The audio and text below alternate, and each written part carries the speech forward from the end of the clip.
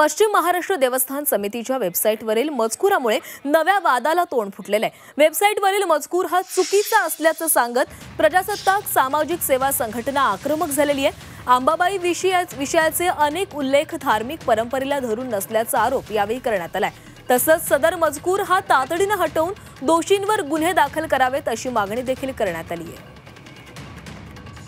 या देवीचा इतिहास फार मोठा आहे, परंतु काल जेव्हा मी दुपारी पश्चिम महाराष्ट्र देवस्थानच्या वेबसाईटवर जी माहिती बघितली ती इतकी आक्षेपार्ह आहे की ते मी आपल्या कॅमेऱ्यावर सांगू शकत नाही।